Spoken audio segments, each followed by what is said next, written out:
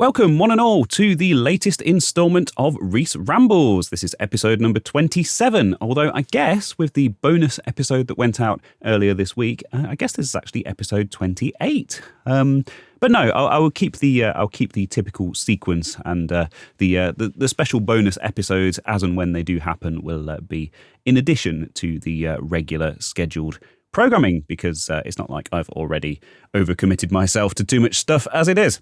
But I almost put that one out as this week's Ramble today, but I must admit that there was actually some stuff that happened in the news in the world of retro gaming and stuff this week that I really wanted to talk about, and I thought that taking something that I'd recorded for the main channel, I'm talking about the interview with Clint, by the way, or the Clinterview. Clever stuff, eh? Just as an aside, I'm already off on one tangent, and now I'm going to go off on another tangent. So it's tangents upon tangents, as if you would expect anything else from me. But the working title was the Clinterview, and that was kind of the title I was using when I was going back and forth with Clint to kind of arrange that. And I put the video public with that title, and I changed it a little bit later on because occasionally I'll kind of I'll look at my videos and I think, perhaps this would have broader appeal if I kind of tweaked the title or made it a bit more kind of search engine optimized or whatever. So I just changed it to something like, a chat with LGR's Clint or something. And I actually had a comment from someone saying that, I could have sworn that this was originally titled The Clinterview, and I thought it was really clever. So it's a shame that you've changed it. And whoever you are, I haven't got the comment up in front of me, as always, but whoever you are, you've been subscribed to my channel for 2 years now, or so YouTube tells me, and I actually changed it back just for you, and I even replied to that person saying that, all right, fair enough, I'll change it back as you've suggested it. But there you go, the Clinterview.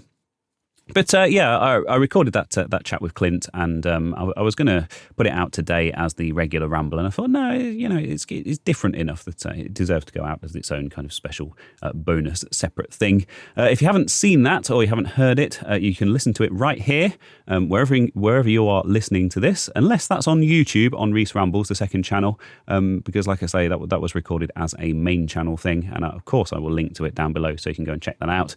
But if you're listening to this on one of the podcast platforms, it's just up there with the other Reese Rambles episodes as a bonus episode, and hopefully you should be able to find that quite easily. And I must say, I know Clint did an interview with a channel called Matt Chat a month or so ago, and I watched that, and I did enjoy it a lot. I thought it was a really good interview, and there was a good kind of a good kind of broad selection of questions and stuff. And I don't like to duplicate things that other people have done. But I thought my concept was kind of different enough. The Matt Chat interview was kind of a more traditional back and forth, more traditional kind of Q&A type thing, a list of questions and answers. Whereas my chat with Clint was kind of this wide ranging, rambling, just a chat between two people really. And I suppose I shouldn't be surprised, but I must admit I was surprised at kind of how well we kind of hit it off instantly, having never kind of spoken face to face before. We've emailed and we've messaged and stuff like that, but we kind of instantly hit it off, and we're talking about all sorts of stuff. And there's actually a lot of stuff that we kind of discussed that I didn't actually record. There was about half an hour or so before I even hit record. Got to the point where I said, well, I guess I should be recording this, and. After I'd finished recording, we kind of hung around and carried on chatting for yet another half an hour or so, and he was showing off his latest acquisition, which was an old digital camera, which I see he's just uploaded to his channel. So that's cool, and he was telling me all about how he was going to fudge it, and he had two different models of the same camera, and one was broken in one way, and the other one was broken in a slightly different way, and he was going to try and he wasn't sure whether to try and pretend that they were the same camera. And I think we came to the conclusion that there's always someone out there who will spot this kind of thing, and it's best just to be honest. And having just watched the video, I saw that he went down the route of being honest. So so that's cool. It all adds interest and intrigue to the story. But I obviously I talked about him in a previous Ramble, way back in Ramble number 5, when someone asked about me kind of comparing my videos to his, and was I kind of jealous of the view counts that he was getting on his videos and stuff, considering mine were kind of a comparable quality. And that's not my words. That's paraphrasing something that someone said to me that kind of kicked off that whole discussion. But an interesting one. If you want to hear my thoughts on that, obviously they're way back in Ramble number 5. It's I've been watching his channel since the very beginning, 14 years ago, and obviously I covered this in the chat and stuff as well. But he was a big inspiration to me, and I was making silly little videos and things at the time, driving radio-controlled cars down the stairs and blowing things up with explosives, and those kind of videos did actually go up on my channel at the time and did actually get quite a lot of views. This was a previous channel that was under my my actual proper full name. And those videos are unlisted now, but I do still have them, and I think it would be quite fun to kind of go back and look at those again. But I never, I always kind of dreamed of doing what him and AVGN and the 8-Bit Guy and people like that were doing, and just kind of getting in front of camera and kind of presenting things and talking to people and sharing my kind of my knowledge and my passion about the hobby and about this stuff that I collect and that I tinker with. So, yeah, it was. He was a big inspiration to me, and it only took me, another 10 years or so to actually finally commit to that. But I'm very glad that I did. And of course, it's the thing about talking to people like this is it's easy to kind of get into this whole parasocial relationship, hero worship. Oh my God, I'm talking to Clint kind of thing. This is a really big deal. And actually, I'm not saying that it wasn't a big deal, but he's just a normal person, It's just like we go to these events and things and we get chatting to people, and it's just like talking to anyone else, We have this shared hobby and this shared passion, and hopefully it's quite refreshing to not have someone kind of, sucking up to you and telling you how amazing you are. And I didn't, other than saying that I used to watch his channel like 15 years ago, I tried to steer well clear of that kind of stuff, because that's not what people want to hear, and it's not what he wants to hear, It's kind of weird.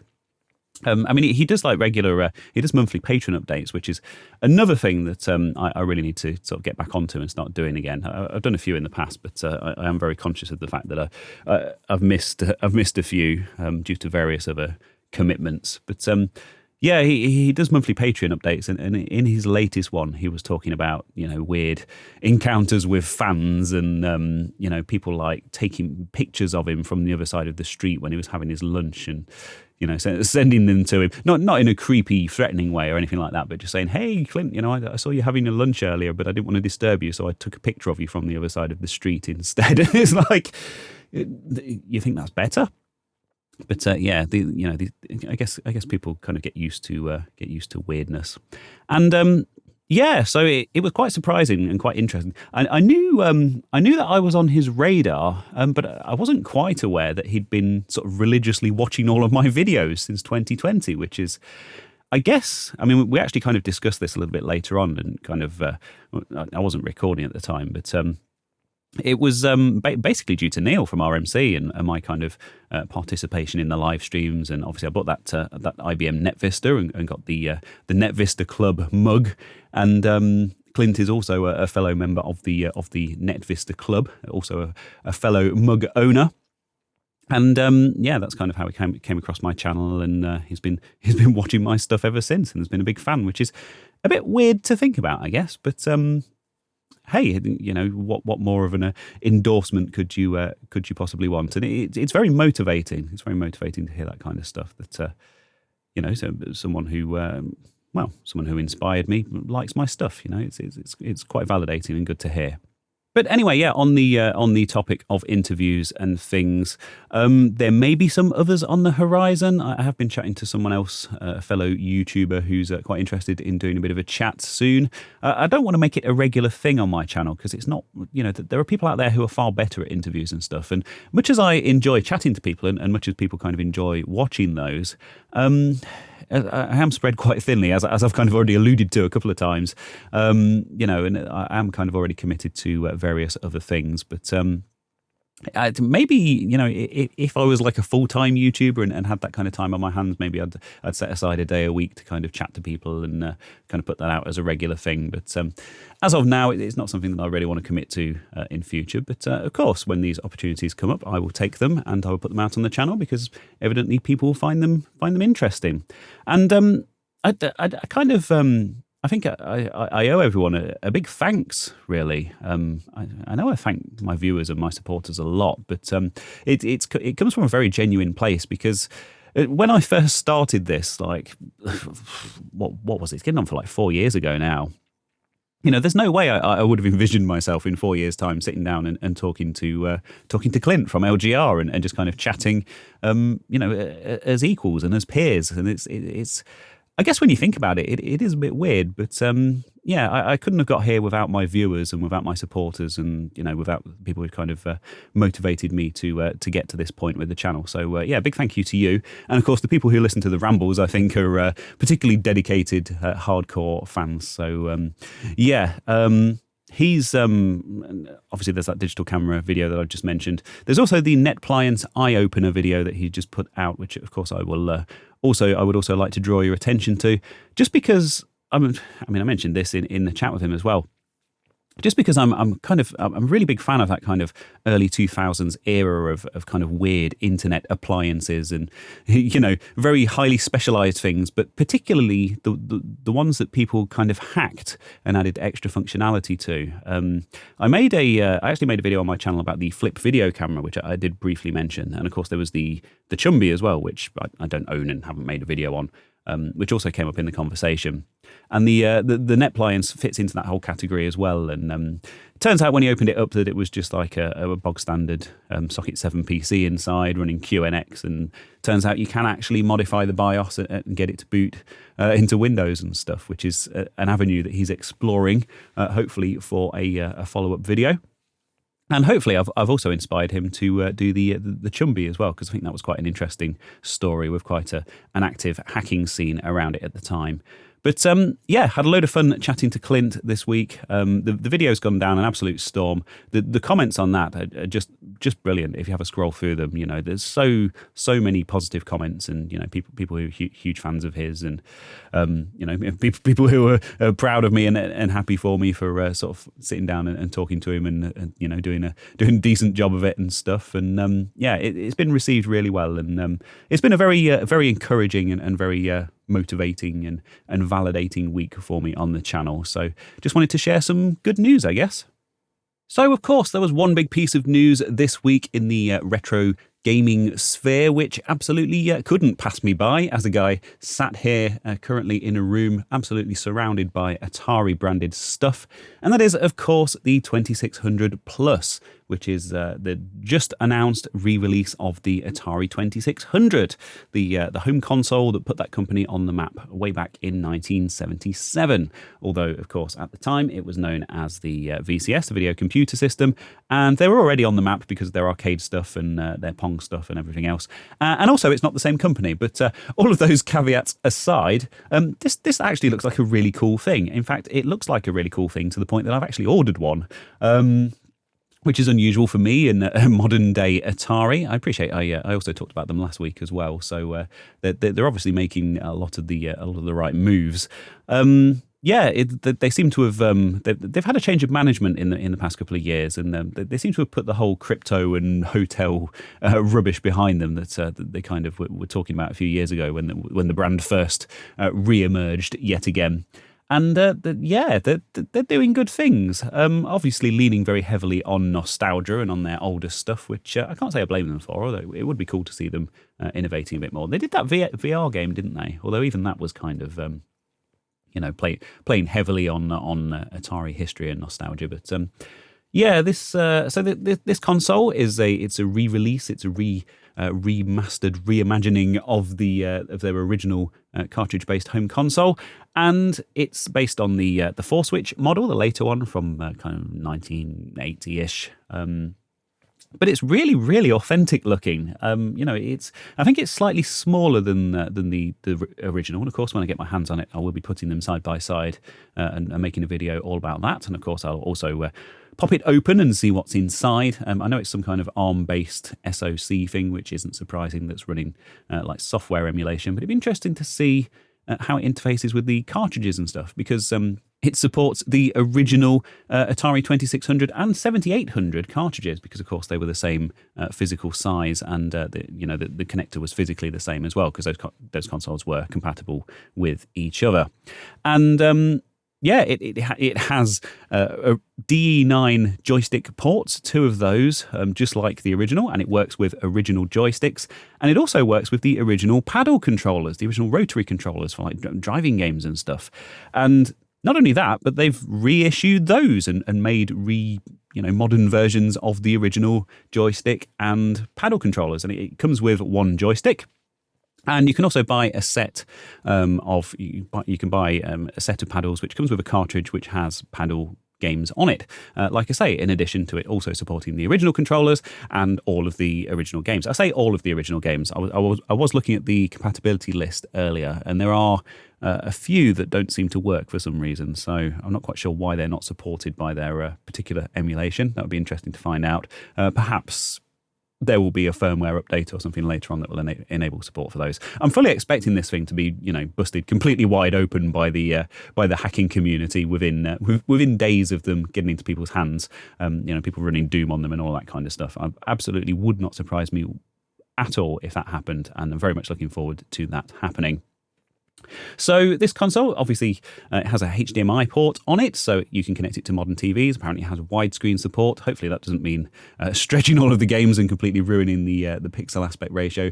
I should hope not. I should hope that they've read the room and seen what's seen people's opinions on that kind of thing. It'd be nice to have some like integer scaling options and stuff as well. Although to be fair, this is the 2600 we're talking about. It's not the most sophisticated console. I mean, this is 1970s technology. But that said, the 2600 was available for retail sale in one form or another for like 15 years from 1977. I think it was 92. The 2600 Junior was finally discontinued. Maybe I'm thinking of something else, but it's a bloody long run, isn't it? No, it was. The year before the Jaguar came out. That's quite impressive to think about. So Atari initially announced US availability only, and said that international details were coming. And I actually ordered one from their website and had it. Obviously it's not being shipped until November, but I had it shipped to a US postal forwarding service that I use. And then a few days later, they popped up on Amazon UK as an official thing, and Atari said, we're actually selling this internationally. And it's the first thing that they've actually started properly selling internationally as well, which is good, because previous stuff like the VCS and like all the merchant stuff that they do was US only. So evidently a sign that things are going well and that they're expecting this to do well.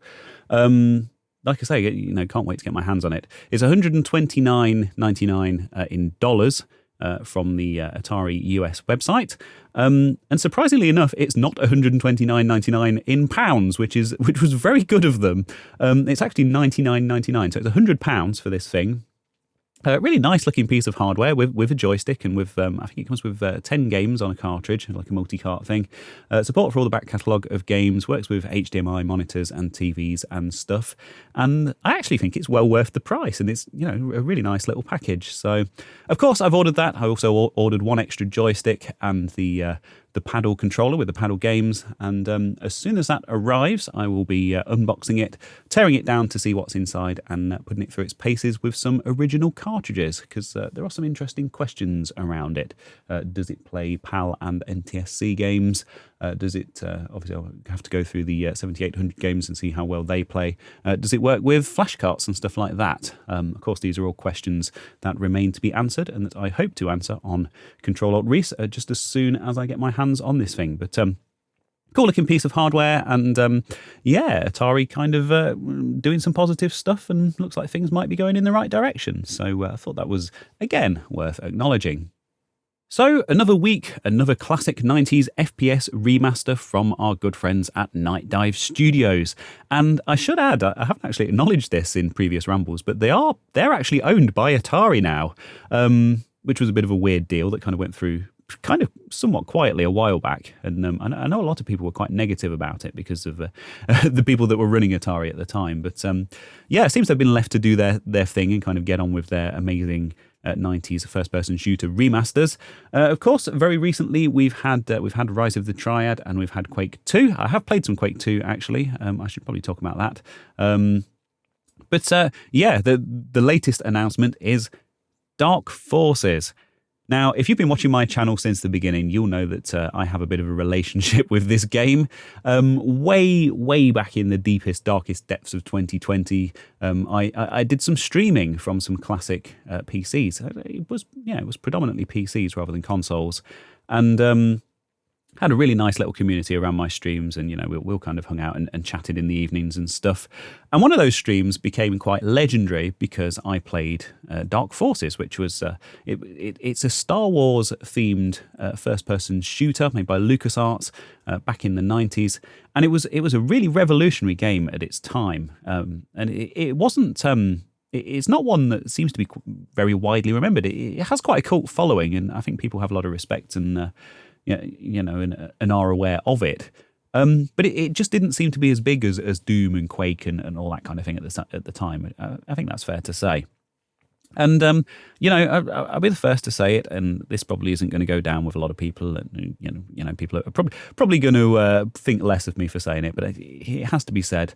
I'm not a huge Star Wars fan.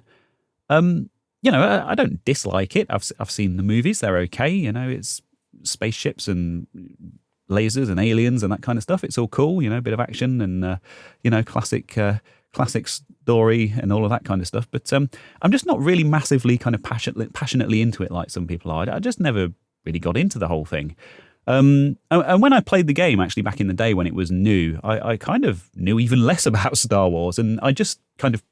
I didn't know who the enemies were or what all the weapons were or the relevance of like the story and, what all the different ships and space stations and things were. I just played it as an FPS because I liked FPSs and, it was a particularly, brilliant example of the genre at the time, which obviously I also didn't know at the time. I just kind of picked it up and started playing it. But, yeah, had to put that out there. That has to be said. But back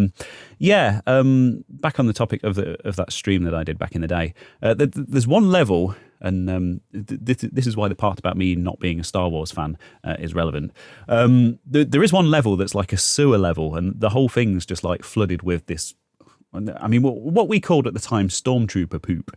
I'm sure if you're a fan of the franchise, you're probably shouting at your chosen listening device at the moment, telling me, oh, that's such and such a planet, and it's important to the story because some guy went there or came from there or something important happened there. But there's this whole level that's just like pipes of this like poop that you end up floating around in, and you end up getting whisked away down these pipes and things. And I must have spent. God, probably well over an hour just going around in circles on this one level, just, going down the same pipes over and over again. I'd cleared out all the enemies, and we just didn't have a clue where I was supposed to be going.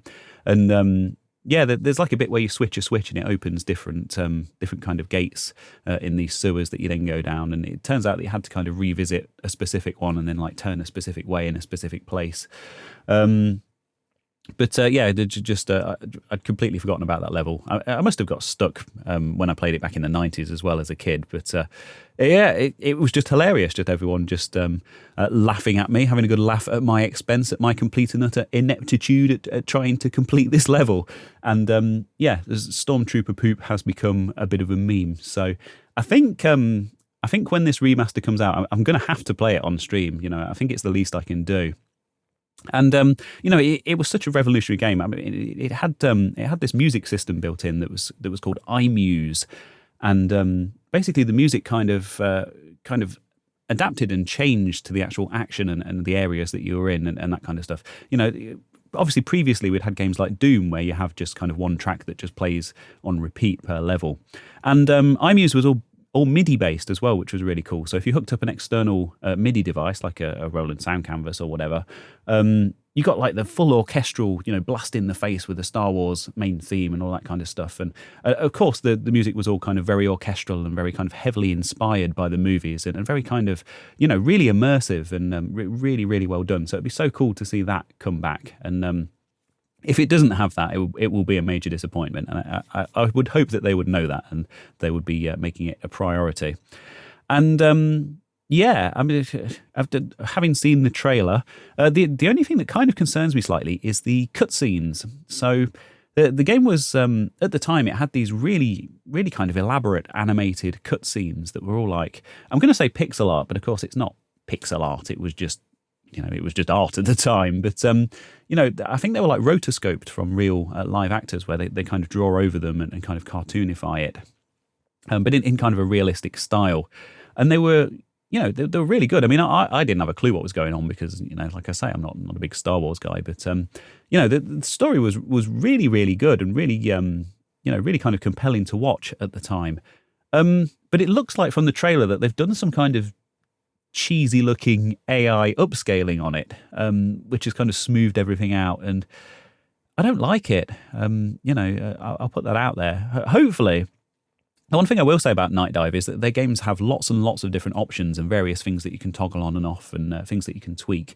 And I wouldn't be surprised if classic cutscenes was a thing. It's a bit weird because they redid the cutscenes on Rise of the Triad and they actually look really good. They're kind of what you would expect, a sympathetically upscaled modern version of the original cutscenes to look like. So it's weird that they've kind of completely changed the art style on these. But hey, ultimately, I suppose cutscenes aren't the game, and it's all about kind of how it feels and how it plays. So we shall have to see on that front. But yeah, yet another one that I'm looking forward to playing. And on that note, I did mention before that I'd bought Quake 2 and not got around to playing it because I've been so, sucked into Rise of the Triad. But I did actually play through the first kind of mission in Quake 2 this week. And yeah, it's brilliant. I mean, they've obviously made some changes to the enemy AI and stuff like that, which has made the game a bit more difficult. And I fully went in, fully prepared to not like that. But actually, it plays great. I wouldn't expect any less from them, but really enjoyed it. I'm playing it on the highest difficulty, as you might expect, because I've played a hell of a lot of Quake over the years, and it just feels right. And the weapons are all really nice, and the enemies are all as you would expect, and just a brilliant game, just that classic id Software era. And I'm sure, as I previously mentioned, I actually preferred Quake 2 back in the day because I just liked the whole kind of sci-fi space setting thing. It just kind of gelled with me a lot more than the original Quake with its kind of fantasy stuff and Cthulhu and is that how you say it? And it's like D&D influences and stuff like that. They were all just references that I didn't really get, but spaceships and space stations and aliens and big shotguns and rocket launchers and that kind of stuff. Yeah, fully on board with that. So I am enjoying playing Quake 2. I'm sure maybe next week there'll be another release from them, and they're just flooding the market with remastered boomer shooters. And it couldn't be a better time to be a gamer in your mid 30s to mid 40s with all this cool stuff coming along. So look out for Dark Forces. Going to very much enjoy playing that one as well when it drops. So they're my stories for this week. Look out for me on This Week in Retro. I had a lot of fun recording with those guys earlier in the week, and very much looking forward to that episode, which will be out on the Saturday, which is probably today when you're listening to this, the 26th of August. We talked about all sorts of interesting retro gaming stuff, and I like to think that I was a bit more involved and a bit more kind of animated on this appearance. I was on once before, and it was kind of a bit overwhelming. I don't really know what to say, but now I've got the experience of having these rambles and obviously the conversation with Clint and stuff behind me, and I I really think all this kind of practice and all this work that I've been putting into just talking is actually starting to pay off, and hopefully making my output a bit more interesting and a bit more engaging for people. I'm not saying that it wasn't before, but I like to work on these skills. I'm into personal development and trying to give people the best kind of experience that I can. So. Anyway, This Week in Retro, go give that a listen. That will be out at 10 a.m, I think, is their usual release time. Loads of interesting topics that we went over, and had a good old chat with Dave and Chris, with Neil being off again. And the other thing is, I'm thinking of doing another AMA. I did an AMA in an earlier Ramble, and Ask Me Anything. I really enjoy answering people's questions, and I think people like to kind of learn a bit more about the man behind the channel. So, hey, if you have any questions for me that you'd like to ask, I have my own subreddit, which is r/Control-Alt-Reese, I think. But probably the best way to contact me would be Twitter, email, comment section on this particular episode on my second YouTube channel, Reese Rambles, or indeed in my Discord server. But yes, if there is a question that you would like to hear me answer in the next instalment of Reese Rambles, go and hit me up and ask me anything at all. Well, within reason. But that's all I have for you in this particular ramble. I hope you're enjoying your weekend. It's a bank holiday weekend here in the UK, so that means we've got 3 days. We get the Monday off, which is fantastic. I'm surely going to be spending that time working on some YouTube stuff, although I also have a bathroom to finish off, which is coming on very nicely. Maybe I'll share some pictures and some video of that when it's done. But thank you very much for listening. As always, go and check out that interview with LGR. And of course, I don't have to ask you to subscribe to his channel, because you will have been subscribed to his channel for probably 10 years or more. But that's it. So thank you very much, and goodbye.